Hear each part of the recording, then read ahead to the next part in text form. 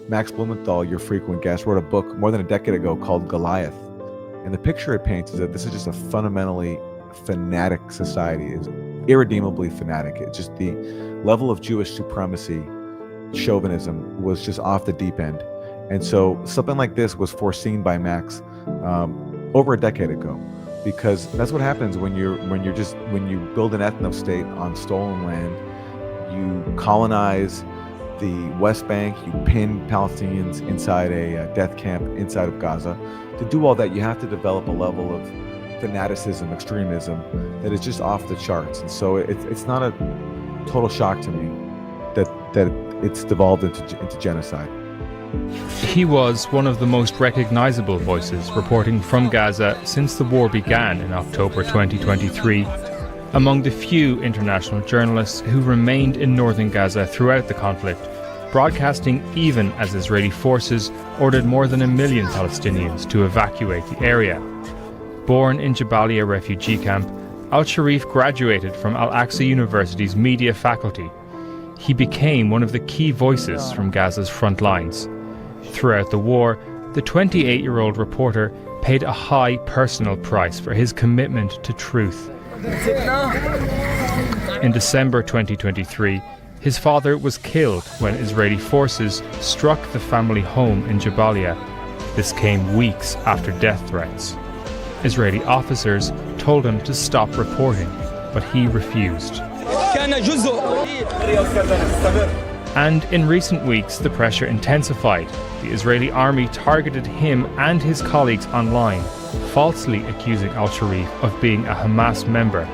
A pre-prepared message was posted on his X account after his death, saying, "If these words reach you, know that Israel has succeeded in killing me and silencing my voice.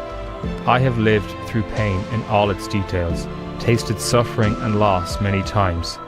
Yet I never once hesitated to convey the truth as it is, without distortion or falsification, so that God may bear witness against those who stayed silent and accepted our killing." He ends, "Do not forget Gaza, and do not forget me in your sincere prayers for forgiveness and acceptance."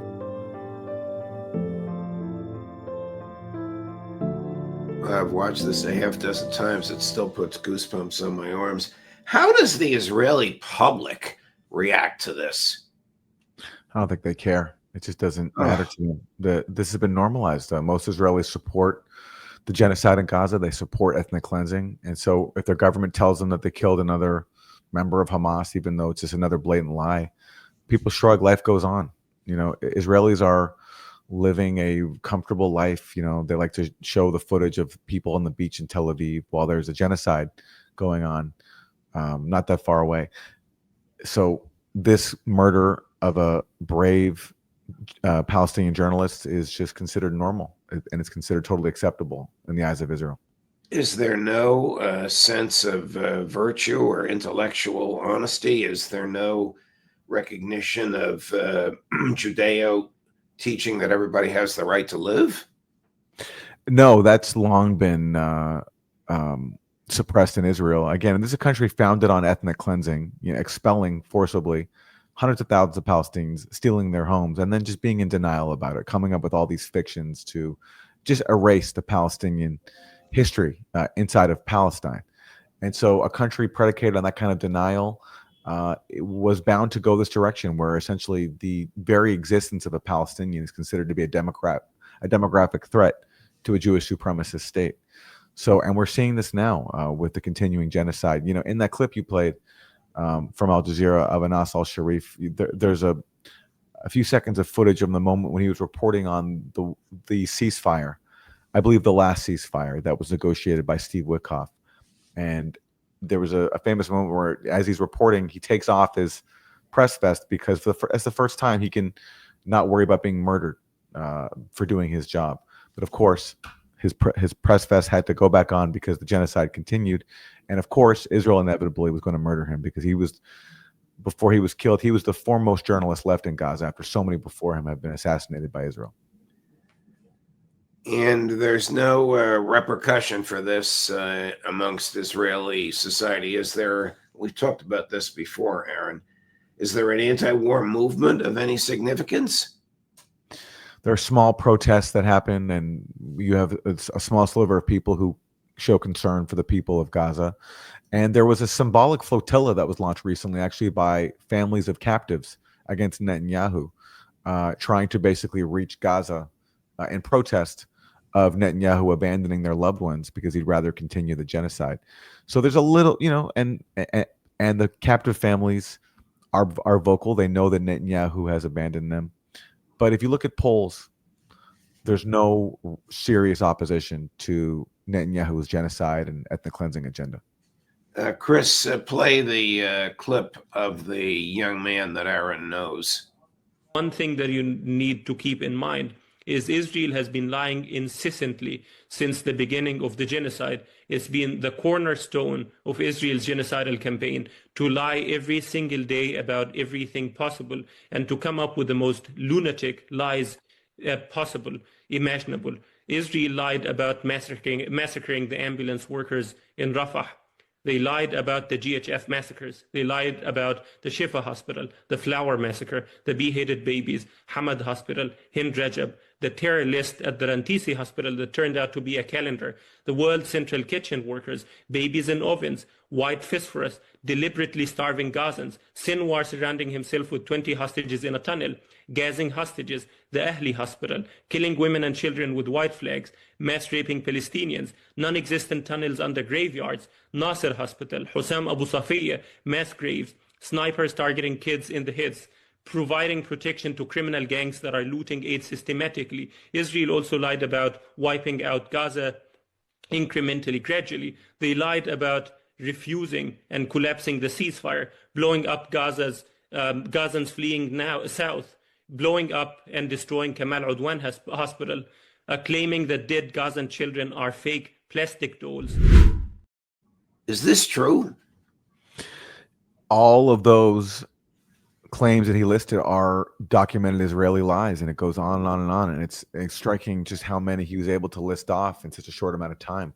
I mean, it's an extra that Chris turned it into a, pardon me, into a full screen. Yeah. So you can see it on the screen. There's too much for me to read, and it basically repeats what he said, but it's just an extraordinary catalog of lies perpetrated by the Israeli government. Yeah. And it speaks to the Israeli desperation to sustain the genocide. It knows it can only do that if it has the tacit support of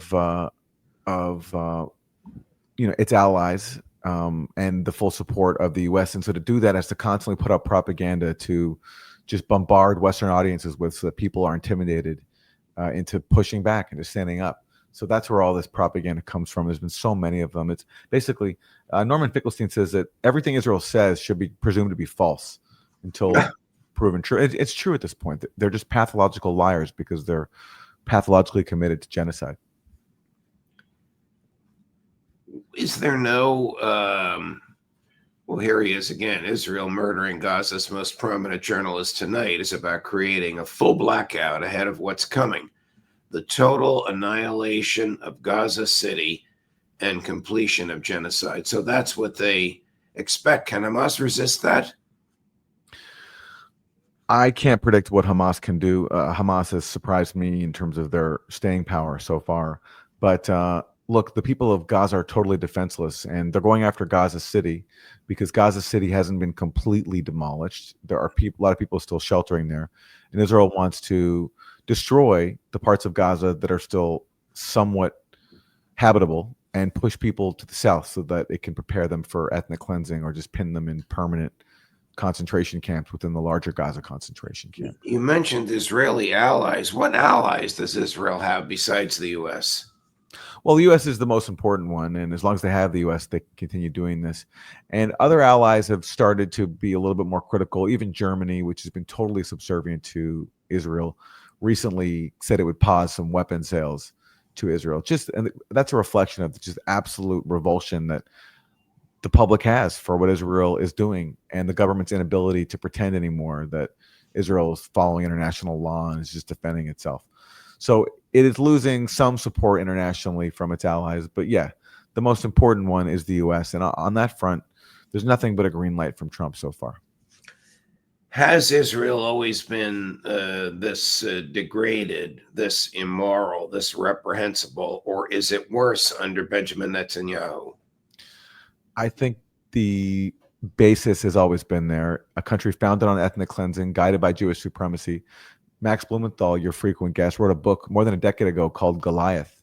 And the picture it paints is that this is just a fundamentally fanatic society. It is irredeemably fanatic. It's just the level of Jewish supremacy, chauvinism was just off the deep end. And so something like this was foreseen by Max over a decade ago, because that's what happens when you build an ethnostate on stolen land. You colonize the West Bank, you pin Palestinians inside a death camp inside of Gaza.